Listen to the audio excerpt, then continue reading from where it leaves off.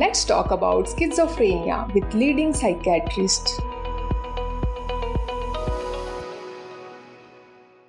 Hello, everybody.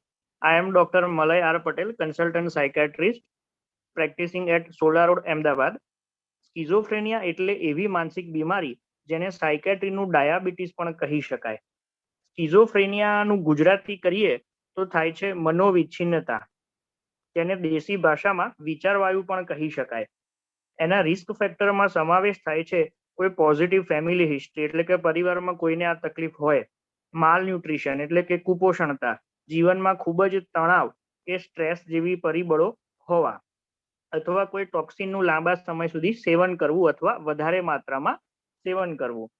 સ્કિઝોફ્રેનિયાને જલ્દીથી ઓળખી શકાય એ માટે 4-5 મુખ્ય લક્ષણો છે, જેમાં સમાવેશ થાય છે હેલ્યુસિનેશન એટલે કે આભાસ થવો, ભ્રાંતિ થવી, નજીકમાં હાજર ન હોય એવી વ્યક્તિઓના અવાજો સંભળાવા કે વ્યક્તિઓ દેખાવી, જેને હેલ્યુસિનેશન કહેવાય.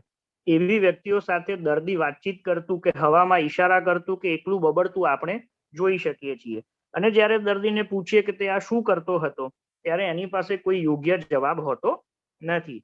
બીજું લક્ષણ છે ડિલ્યુઝન એટલે કે ભ્રમણાઓ, જેમાં વહેમ શંકા થવી, ડર લાગવો, લોકો મારી જ વાતો કરી રહ્યા છે, લોકો મારા વિરુદ્ધ કાવતરા કરી રહ્યા છે, બધા મને મારવા માટે આવી રહ્યા છે, બધા મારા વિરુદ્ધ છે, એવા અલગ અલગ પ્રકારના વહેમ અને શંકા થવી.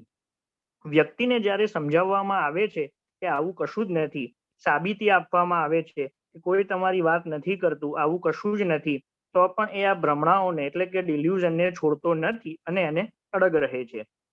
તમામ પ્રકારની પ્રવૃત્તિઓમાં ધીરે ધીરે રસ ઓછો લાગવો, ધીરે ધીરે બધાથી દૂર જતા જવું અને અંતે પોતાની જ દુનિયામાં રહેવું, કામ ધંધે જવું નહીં, કોઈની સાથે વાતચીત ખાસ કરવી નહીં, પોતાની જાતને એક રૂમમાં અલગથી બંધ કરીને બેસી જવું, દુનિયા સાથે સંબંધો ધીરે ધીરે ઓછા કરીને કાપી નાખવા, પોતાની સાર સંભાળ ન રાખવી, નાહવાનું સ્કીપ કરવાનું શરૂ કરવું, શરૂઆતમાં અઠવાડિયામાં 2-3 વાર નાહવું, પછી મહિનામાં 2-3 વાર નાહવું, પછી 2-3 મહિને એકાદ વાર નાહવું કે કપડાં બદલી નાખવા વગેરે જેવા લક્ષણો હોય.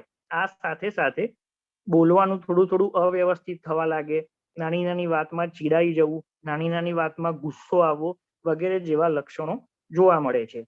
આ તમામ લક્ષણો સરળતાથી બીમારીની શરૂઆતથી જ ઓળખી શકાય છે અને એને ઓળખીને જો યોગ્ય સારવાર સાયકેટ્રિસ્ટ એટલે કે મનોચિકિત્સક પાસે જઈને કરાવવામાં આવે તો આ બીમારીમાંથી વ્યક્તિ બહાર આવી શકે છે.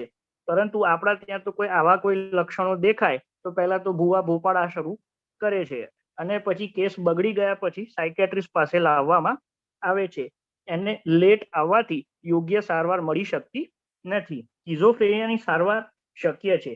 યોગ્ય સમયે સારવાર લેવાથી વ્યક્તિની બીમારી ઓછી થઈ જાય છે અને નોર્મલ માણસની જેમ વ્યક્તિ જીવન જીવી શકે છે, ઘર પરિવાર સાથે રહી શકે છે, નોકરી ધંધો કરી શકે છે.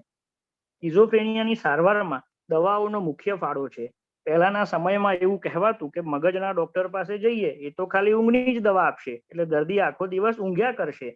પરંતુ હવે એવું નથી. મેડિકલ સાયન્સમાં ખૂબ સરસ પ્રગતિ થઈ છે. દવા લેવાની સાથે સાથે વ્યક્તિ તમામ પ્રકારના કાર્યો કરી શકે છે, બીમારીમાંથી મુક્ત થઈ શકે છે અને આખો દિવસ ઊંઘ પણ આવતી નથી. આ સાથે કાઉન્સેલિંગનો પણ ખાસ રોલ છે. ફેમિલી અને સોશિયલ થેરાપી પણ દવાની સાથોસાથ ખૂબ સારો ફાળો ભજવે છે, જેમાં વ્યક્તિને સ્ટ્રેસ ન આવવા દેવું, ઘરમાં હૂંફાળું વાતાવરણ રાખવું, ઘર પરિવારમાં બધાએ હળી મળીને રહેવું, દર્દીને જરૂર પડે ત્યાં યોગ્ય સપોર્ટ કરવો. જો આ બીમારીને જડમૂળથી ઉખાડવી હોય તો એને શરૂઆતમાં થતા લક્ષણોમાં જ પકડી લઈ યોગ્ય સારવાર કરાવવી ખૂબ જરૂરી છે. જ્યારે આ બીમારી ખૂબ જામી જાય છે અને જટિલ થઈ જાય છે ત્યારે એની સારવાર અઘરી બને છે. મેં પહેલા પણ કીધું છે કે સ્કિઝોફ્રેનિયાની સારવાર શક્ય છે. જો આપને અથવા આપના આત્મીયજનોને આવા કોઈ પણ લક્ષણો હોય તો ભૂવા ભોપાળા કે દુઆ કરવાની જગ્યાએ કોઈ સાયકેટ્રિસ્ટ પાસે જઈ યોગ્ય થેરાપી શરૂ કરાવો. So catch early and support in halting the progression of the schizophrenia. Thank you.